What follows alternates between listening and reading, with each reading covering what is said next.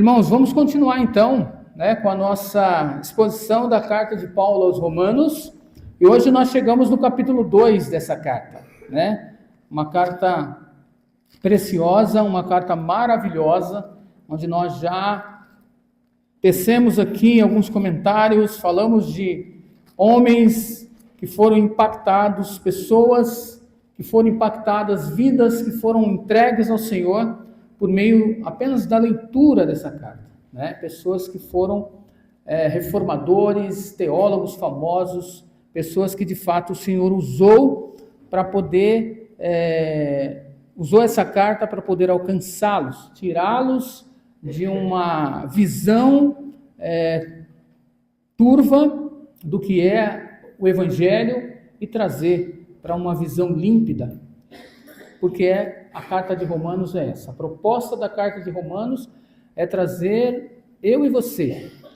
assim como trouxe aqueles que leram, entenderam e se entregaram, para ter um tete-a-tete com o verdadeiro Evangelho.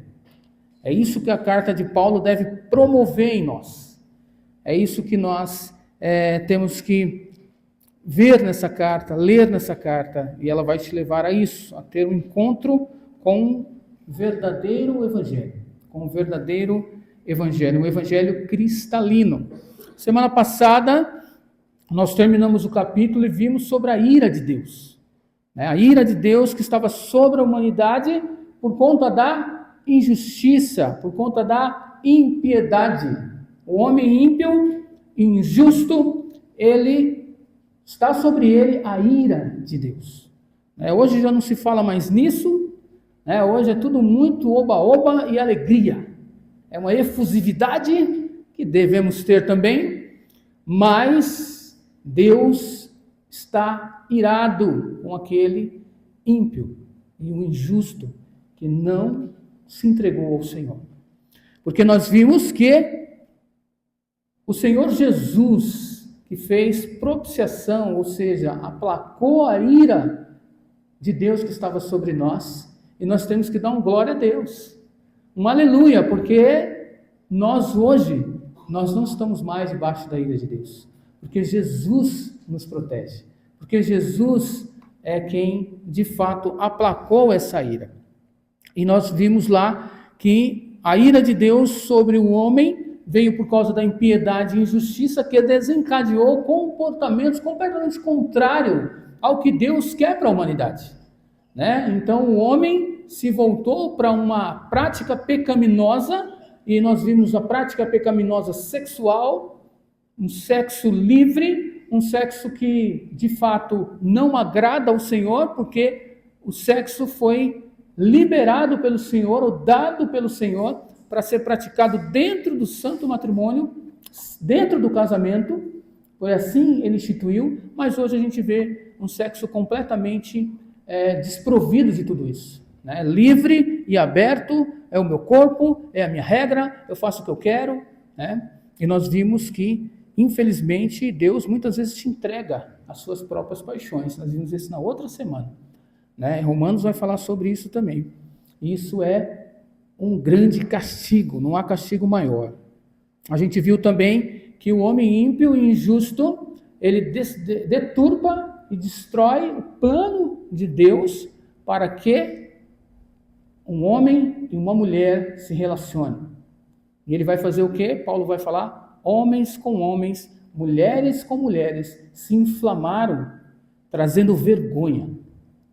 Então nós vimos que o padrão do Senhor é a heterossexualidade, mas o homem transformou esse padrão e quer trazer para a sociedade uma aceitação da homossexualidade, e isso é antibíblico, é pecado. Nós falamos que pessoas que praticam tais pecados não herdam o reino dos céus, e nós vimos que nós não vamos atacar essas pessoas, nós não vamos achincalhar essas pessoas, mas também não vamos concordar com o pecado, seja ele qual for, porque nós não paramos só nesse pecado. Nós vimos também que o Senhor nos entregou uma depravação de mente, Então a gente viu pecados que muitas vezes a gente aceita, como a inveja, como outros pecados que é mais comum, né? A ganância, a torpeza. Nós vimos pecados que para nós, muitas vezes a gente convive com isso, e muitas vezes nós fazemos isso e está tudo bem. Mas no mesmo texto, o Senhor condena também essas coisas. Então, nós precisamos olhar para essas pessoas com um olhar de misericórdia, assim como Cristo olhou. E olhar e tratá-los bem na sociedade. Eles têm o direito na sociedade, eles têm os direitos civis, eles têm o direito que a lei permite, eles podem fazer aquilo perante a sociedade. Mas o que nós não podemos aceitar são as suas práticas. Porque se você aceita a prática, você também está participando. No final do texto a gente vai ver isso. E Paulo não condena só quem pratica, mas quem aceita, quem tais pratica. Então nós precisamos também falar sobre isso, o que não é fácil hoje, né? Porque podemos até ser presos, trazendo mensagens e palavras como essa. A cada dia que passa a coisa vai ficando mais difícil, mas a palavra de Deus é a verdade, e nós sempre ficaremos com ela, independente do que aconteça. Mas se você quiser saber mais detalhes sobre a nossa mensagem, você acessa lá o nosso canal no YouTube, Pipe Palmeira, você vai encontrar todas as 3 mensagens que já estão lá, fechando assim o primeiro capítulo de Romanos. Mas hoje a gente vai começar a trabalhar o segundo capítulo. Então hoje a gente vai falar sobre um julgamento, ou sobre o juízo de Deus sobre esta humanidade, né? Porque o Senhor identifica, está com a ira sobre aquelas pessoas que tais atos praticam, mas ele também vai julgar essas pessoas. E nós vamos ver sobre isso. Hoje nós vamos falar sobre o julgamento, e Paulo vai falar para nós sobre o homem julgando e o Senhor julgando. A gente vai trazer nesse texto, nós vamos ver hoje de Romanos 2, do versículo 1 ao versículo 11. Então nós vamos ver esses versículos, né? E aí a gente vai ver que Paulo, ele vai trazer para nós a perspectiva de que há um julgamento a ser feito, né? Vamos ler o texto então? Romanos 2, de 1 ao 11. O texto vai dizer assim: portanto, você que julga os outros é indesculpável, pois está condenando você mesmo naquilo em que julga. Visto que você que julga pratica as mesmas coisas. Sabemos que o juízo de Deus contra os que praticam tais coisas é conforme a verdade. Assim, quando você, um simples homem, o julga, mas pratica as mesmas coisas, pensa que escapará do juízo de Deus? Ou será que você despreza as riquezas da sua bondade, tolerância e paciência, não reconhecendo que a bondade de Deus o leva ao arrependimento? Contudo, por causa da sua teimosia e do seu coração obstinado, você está acumulando ira contra você mesmo, para o dia da ira de Deus, quando se revelará o seu justo julgamento. Deus retribuirá a cada um conforme o seu procedimento.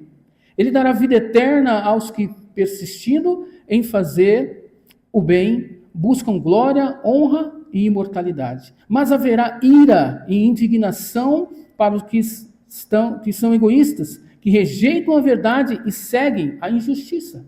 Haverá tribulação e angústia para todo ser humano que pratica o mal. Primeiro para o judeu, depois para o grego. Mas glória, honra e paz para todo aquele que pratica o bem. Primeiro para o judeu, depois para o grego.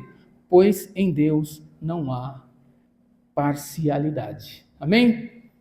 Então esse é o texto que nós vamos conversar hoje. E para a gente começar a conversar sobre esse texto, a gente precisa entrar e verificar algumas palavras, né? E a primeira dela é portanto, né? A palavra portanto aqui ela é uma palavra que nós precisamos entender, porque ela vai trazer para nós, né, dentro do nosso português, a palavra portanto, ela é uma conjunção conclusiva, né? O que isso quer dizer? Ela serve para ligar o que foi dito antes com o que ele vai dizer agora. Então, Paulo ele está trazendo uma conclusão, né, do que ele falou e vai trazer outras informações, mas as coisas não estão desligadas, é uma consequência daquilo que ele falou antes. Os irmãos lembrem, nós acabamos de revisar, que ele condenou tais práticas, né? Então, portanto, e o julgamento que nós vamos falar é que existe alguém, ou mais de um, julgando as práticas que lá nós vimos, mas fazendo o quê? Cometendo as mesmas coisas. E nós vamos ver sobre isso. Mas é importante nós também verificarmos uma outra palavrinha aqui no texto. Quem é o público-alvo nesse texto? Nós vimos que na semana passada, o público-alvo de Paulo era os gentios, né? Muito provavelmente. Eles estavam falando para os gentios. Lembra o contexto da carta? Gentios e judeus conviviam ali, né? Então, muito provavelmente, nós vimos na semana passada que o público-alvo do capítulo 1 era os gentios, ou de grande maioria gentil. E nós vemos aqui, né, que o Paulo vai falar assim, portanto, você. E ele usa o você de forma singular. Ele não fala, portanto, vocês. Curioso, né? Então, o que Paulo ele vai trazer para nós aqui? Paulo ele vai falar que esse você, né, ou você que julga, Paulo vai usar para nós aqui um recurso e um estilo literário chamado diatribe. O que isso significa? Né? Que é importante nós entendermos. Isso significa que o escritor, no caso Paulo, ele vai tentar convencer os leitores, retratando um debate entre ele e um oponente hipotético. Então, esse você aqui é um oponente hipotético. Então, ele está debatendo com alguém hipoteticamente, uma pessoa, para convencer o seu público, ou seja, a igreja de Roma, do que ele estava falando. Então, ele vai usar isso. Então, o você aqui no singular, muito provavelmente, vai trazer para nós a ideia de que Paulo está falando agora para o público judeu. Isso vai trazer para nós mais luz quando a gente seguir no capítulo. Ele vai falar mais voltado no capítulo 2 para os judeus, né? Então é importante nós entendermos isso, porque outrora nós falamos sobre os gentios que praticam tais coisas e os judeus, eles vão fazer o quê? Julgar. Vão estar ali falando, e Paulo vai contrapor isso. Essa é a ideia desse diálogo hipotético entre ele e um hipotético judeu aqui, que a gente vai discorrendo, né? Então é importante nós identificarmos esse você que julga, esse recurso que Paulo usa, chamado diatribe, tá bom? Então a gente vai ver que Paulo, fazendo essa contraposição, né, ele vai colocar para nós ali a seguinte questão. Então nós vimos, portanto, ele vai falar dos pecados passados, daquelas práticas, o você a gente já identificou, e ele vai falar a prática desse hipotético oponente, né? O que está acontecendo? Há um julgamento aqui. E Paulo vai falar, você, né? Portanto, você que julga os outros é indesculpável, né? E Paulo vai falar o quê? Paulo está condenando para nós, no versículo 1, nessa parte, depois do você, e também no versículo 3, o julgamento hipócrita. Vejamos o versículo 3 também. Assim, quando você, um simples homem, julga, mas pratica as mesmas coisas, pensa que escapará dos juízos de Deus?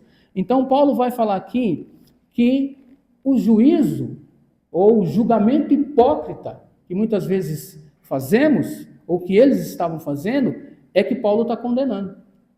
Paulo não vai condenar o julgamento em si. A Bíblia não condena você de julgar. A gente muitas vezes ouve essa frase, não julga não. Você não pode julgar ninguém. Não é isso que a Bíblia ensina. A Bíblia não ensina que a gente não pode julgar. A Bíblia ensina que nós não podemos julgar pessoas praticando as mesmas coisas. Nós não podemos julgar alguém fazendo as mesmas coisas. Isso é hipocrisia. Jesus vai falar isso. Paulo está alinhado com Jesus em Mateus, Evangelho segundo Mateus, capítulo 7, dos versos de 1 a 5, Jesus vai tratar basicamente da mesma coisa. Ele vai falar, usando uma metáfora do cisco, né? E da trave, né? E do cisco. Lembra essa passagem? Ele vai trazer isso, né? Como é que você quer tirar a trave, o cisco que está diante dos olhos do seu irmão, mas existe uma trave diante do seu, né? Então faça o seguinte: tire a trave que está diante do seu, para depois, né? Você fazer o quê? Tirar o cisco que está diante do seu irmão. Então Jesus também não está condenando. E Jesus vai usar essa palavra hipocrisia no texto. Se vocês forem lá e ler, a gente não vai ler hoje, devido até mesmo tempo. Então, nós, assim como Paulo está condenando, nós também não podemos aceitar ou praticar tais julgamentos. Muitas vezes nas nossas vidas a gente quer julgar o outro, mas a gente está fazendo a mesma coisa. A gente fala sobre as pessoas, mas quando a gente olha para nós mesmos, as práticas são as mesmas. Então, Paulo vai condenar esse julgamento. Paulo vai estar alinhadíssimo, como sempre, com o nosso Salvador. Então, o próprio Jesus, como eu já falei, vai usar essa palavra: hipocrisia. E Paulo vai falar que eles são indesculpáveis. Por que são indesculpáveis? Porque eles, julgando as pessoas, praticando as mesmas coisas, estão condenando a si mesmo. Então, quando você julga o seu irmão, mas você pratica a mesma coisa, a mesma condenação para o seu irmão é para você. A condenação não vai mudar. Porque o seu julgamento está sobre a prática que você também pratica, ou que eu pratico, ou que nós praticamos. Então, nós precisamos tomar cuidado quando vamos julgar as pessoas. Precisamos analisar como Jesus nos ensinou. Olhe para você, olhe para o seu comportamento, para depois você poder ajudar, ou poder tirar ali o cisco que está no olho do seu irmão. Então, nessa primeira lição que a gente tira aqui desse capítulo 2, cuidado com os julgamentos hipócritas, cuidado com a gente trazer ali julgamento sobre as pessoas, porque você vai trazer condenação sobre si mesmo, não é mesmo?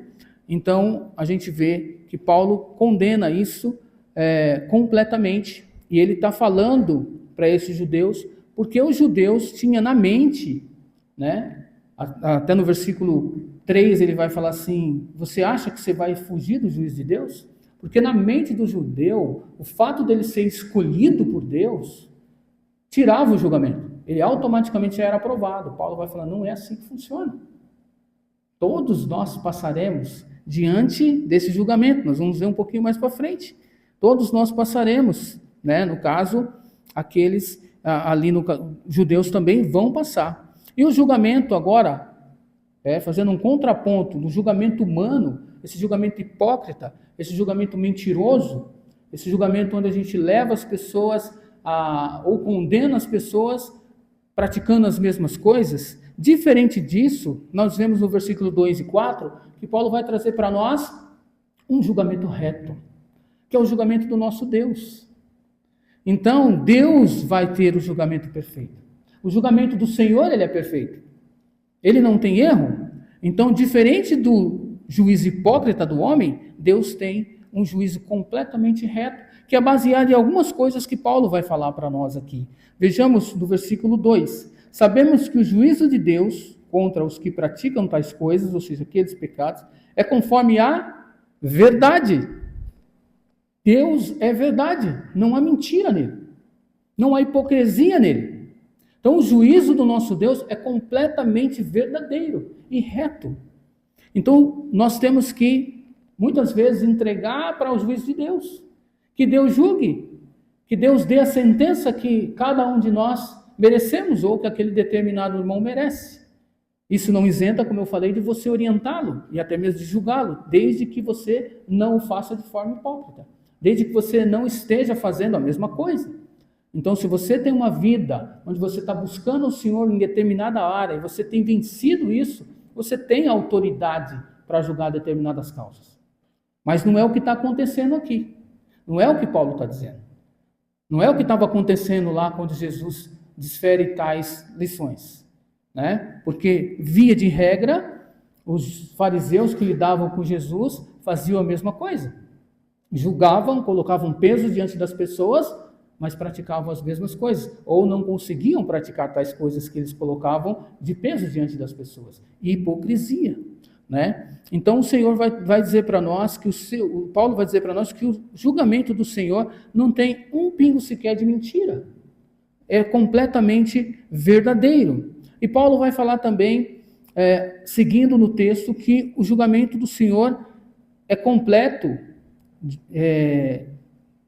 está composto completamente de bondade. Ele vai falar para nós, no verso de número 4, ele vai trazer para nós. Ou será que você despreza as riquezas da sua bondade? Então o juízo de nosso Deus, ele é bondoso. O juízo é bom, porque Deus é bom. Só que nós muitas vezes achamos que essa bondade de Deus, né, ela vai passar por cima, né? O juízo dele, no final, vai ser o quê? Só alegria, né? Nós temos até um livro, eu já falei isso para vocês, né? Que fala o amor vence, que no final, o que Deus vai fazer? Todo mundo vai para o céu livre e tranquilo, não se preocupe, não há um inferno, isso é invenção. Isso é cilada de Satanás, o inferno é real, o julgamento do Senhor é real. Se você não se arrepender do que você pratica, de tais práticas, você será julgado pelo Senhor. Se você não se entrega ao nosso Senhor Jesus, que se faz justo diante de nós, né? Se você não fizer essa troca do justo pelo injusto que somos nós, se entregando ao justo, você vai ser condenado. O juízo é bom, mas as consequências podem não ser. Porque há um juízo, e todo juízo tem uma sentença. E sem Jesus, a sentença é o inferno. Não há saída. Não há outra solução. Então, o juízo do Senhor é sim bom, mas ele também é reto, como nós já dissemos, né? Então, as consequências podem não ser muito boas, ou não serão muito boas. A palavra de Deus diz que aquele que não está em Cristo já está condenado. Então, nós precisamos transmitir essa verdade. Nós não podemos omitir que haverá um juízo. Embora o avivamento que a gente vê em muitos lugares não tenha a mínima noção disso, não tenha o mínimo conhecimento sobre isso, não sabe que haverá um juízo, não sabe que haverá um tribunal, e não vai ser só um, serão alguns. Um dia nós vamos falar sobre quais os tribunais. Hoje nós vamos falar pelo menos de um. Estamos falando de um que é o grande tribunal do nosso Deus. E vamos ver a diferença desses tribunais. Hoje nós vamos falar basicamente de dois. Esse é o grande tribunal, é o tribunal de Deus. É o tribunal onde Deus vai julgar todos aqueles. E a gente vai ver um pouquinho depois como vai ser esse julgamento. Então, nós estamos sob juízo. Ou, na verdade, aquele que não se entregou ao Senhor está sob julgo. Porque nós que já temos a nossa vida entregue a Cristo, não há condenação para nós. Não há julgamento mais para nós no sentido de inferno. A gente vai ver isso mais um pouquinho para frente também. Então a gente vê que esse juízo é bom, esse juízo é verdadeiro. Esse juízo é tolerante e paciente. O texto vai dizer para nós da sua tolerância, no mesmo versículo, da sua paciência. E o texto vai dizer para nós da conclusão que leva a esse julgamento. O Senhor, ele vai julgar, o Senhor, ele tem esse julgamento preparado, porém, o Senhor ainda quer arrependimento. O Senhor ainda espera o arrependimento. O Senhor é bondoso, o Senhor é paciente, o Senhor é tolerante, porque ainda ele aguarda o arrependimento. Lamentações 3:22 vai falar para nós que as misericórdias do Senhor é a causa de nós não sermos consumidos. O Senhor ainda é misericordioso, o Senhor ainda não aplicou esse juízo. Esse tribunal ainda não aconteceu, mas ele vai acontecer. Ainda o Senhor, que Pedro vai falar, é um Senhor que não tarda, porque muitas vezes nós achamos que Deus está demorando, mas 2 Pedro 3:9 vai falar para nós que não é que Deus está tardando, é que Ele é rico de misericórdia e aguarda ainda que as pessoas se arrependam, que que as pessoas deixem as suas práticas pecaminosas e que as pessoas se rendam a Cristo Jesus.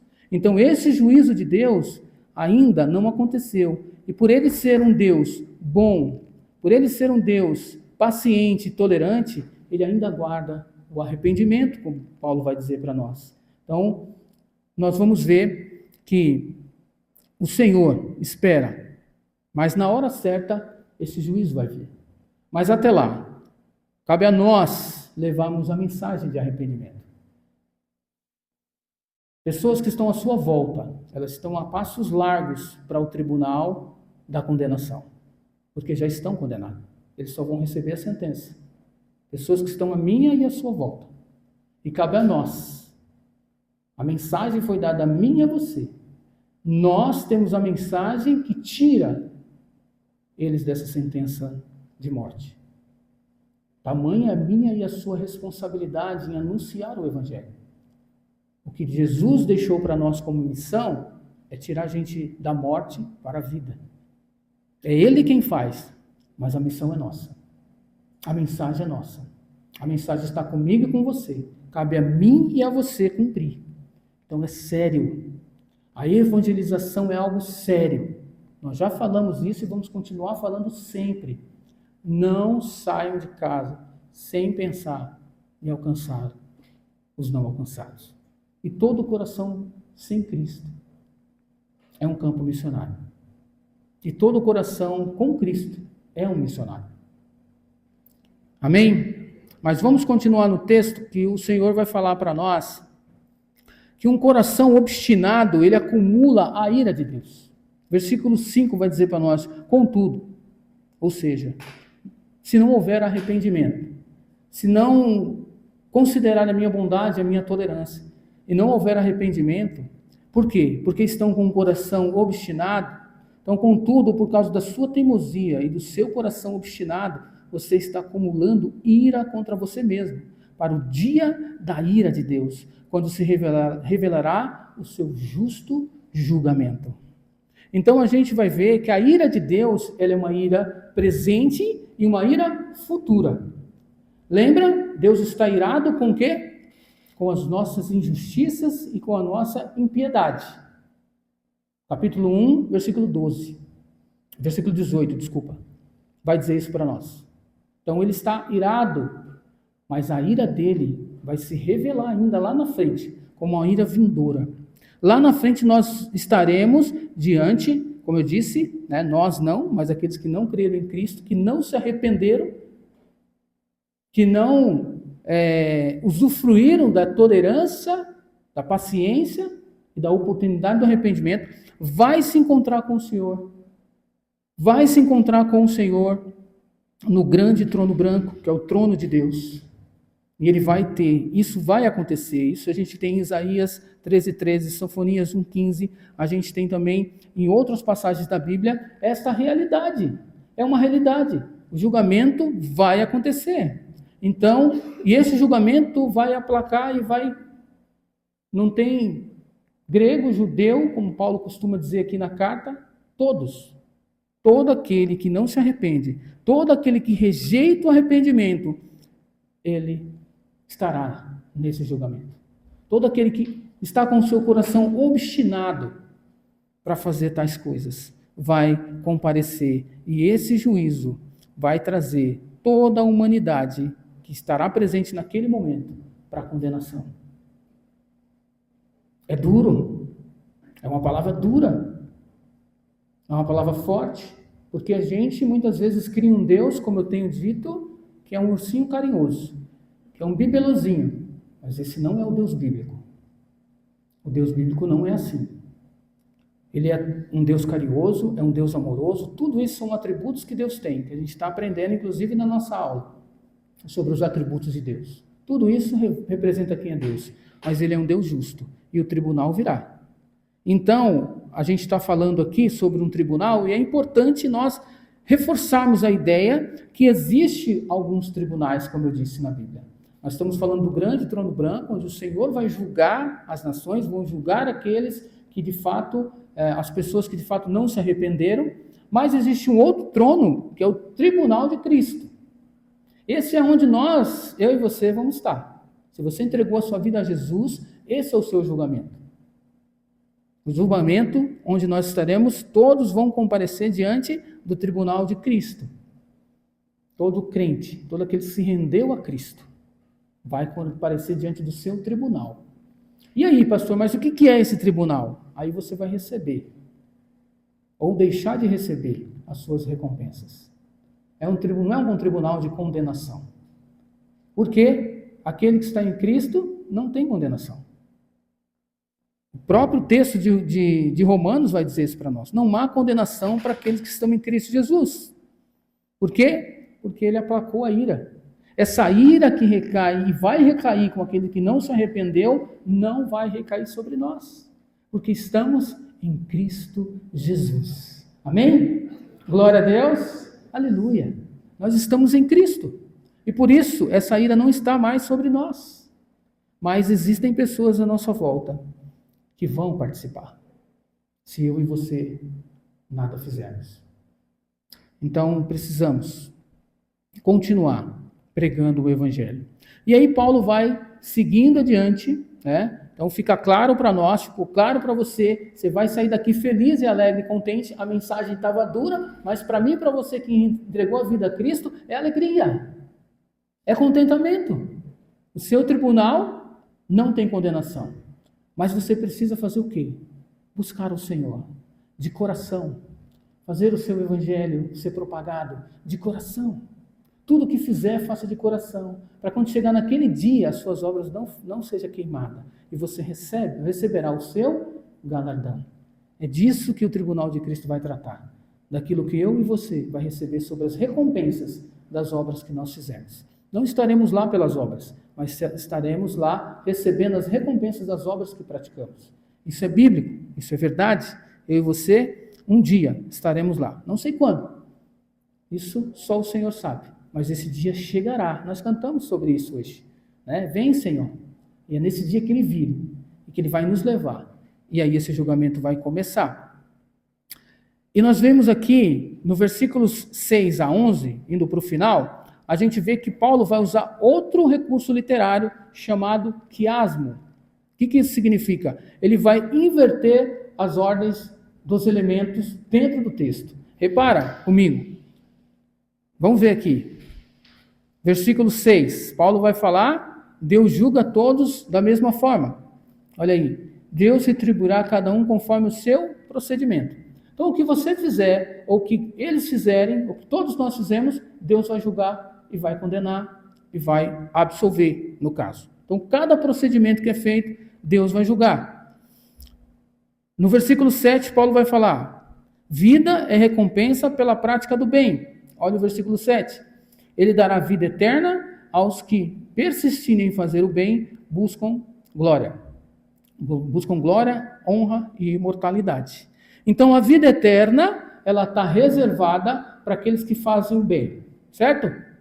Estou certo nessa afirmação? Segundo o texto, é isso que está dizendo. Mas nós temos que nos atentar aqui que Paulo está falando e Paulo está trazendo para nós que aquele que se arrependeu, aquele que entregou a vida para Jesus, ele vai fazer o bem. Ele vai ser levado a fazer o bem. Não é o bem que vai dar a vida eterna. A vida eterna está em Cristo Jesus. O bem que ele faz, as práticas boas que ele pratica, evidencia aquilo que Cristo fez nele.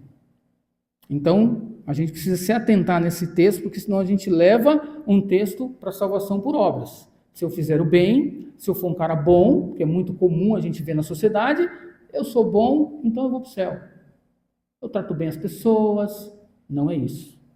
Não é isso. Tem muita gente boa que infelizmente vai estar no inferno. E tem muita gente ruim aqui que muitas vezes vai estar no céu.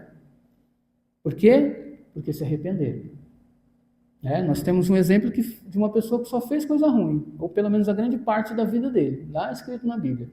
E no último segundo ele se arrepende e o Senhor o leva para o paraíso. O arrependimento é que leva você para o céu. Mas Paulo está falando de uma evidência. E Paulo vai trazer para nós agora, na terceira, no versículo 9, que a ira é a penalidade pelo mal. Versículo 9: haverá tribulação e angústia para todo ser humano que pratica o mal. Primeiro para o judeu, depois para o grego. Diferente do que a gente viu antes, aqueles que desprezam a verdade, aquele que despreza o arrependimento, tais práticas praticam. Aqueles que se arrependeram, entregaram a sua vida para Jesus, tendem a fazer ou tendem a ter as boas práticas. Ter uma vida libada, buscando ao Senhor. Então isso é evidência de salvação, não é meio de salvação. E a evidência de condenação são pessoas que praticam o mal, pessoas que fazem o mal, né? E ele está sempre se referindo àquele mal lá, aqueles pecados, aquelas impiedade e injustiça. Ele elenca várias coisas lá que praticamente ele vai falar sobre os pecados que permeiam a nossa vida, né? Pecados que permeiam, uns de uma forma e outras de outra, mas todos que permeiam a nossa vida, né? Então, ele vai falar isso. E agora, ele vai falar para nós de uma forma inversa. Ele vai começar no verso 10, né? Vida para a prática do bem. Então, ele vai trazer para nós de uma forma inversa os textos agora. Mas, para a glória e honra e paz de todo aquele que pratica o bem, primeiro para o judeu, depois para o grego, né? Na verdade, ele vai falar isso no 9, né? Aqui ele vai falar no 9, e depois, nos versículos posteriores, ele vai falar ao contrário, fazendo esse jogo, né? Mas ele está querendo dizer a mesma coisa. Ele está falando a mesma coisa, só que de forma inversa. Ele faz uma cascata e depois ele volta falando de forma inversa a mesma coisa que ele disse, né? É um recurso literário que é utilizado, ou era utilizado muito na época. Mas o que a gente tem que ficar, irmãos, para nós, para a gente encerrar, é que precisamos viver uma vida de prática do bem, para evidenciar de fato que somos salvos em Cristo Jesus. Porque assim somos.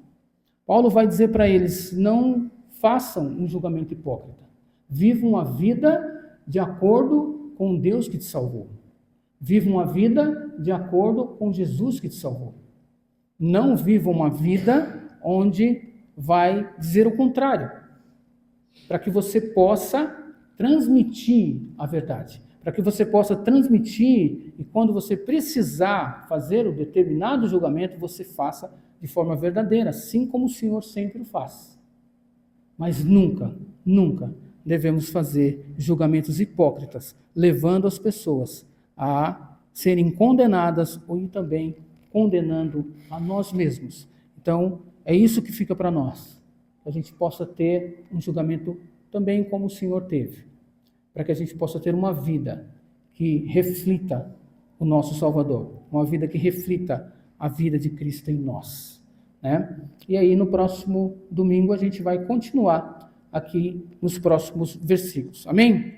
Deus possa abençoar a todos nós, que Deus possa abençoar a cada um de vocês, que vocês tenham uma ótima semana,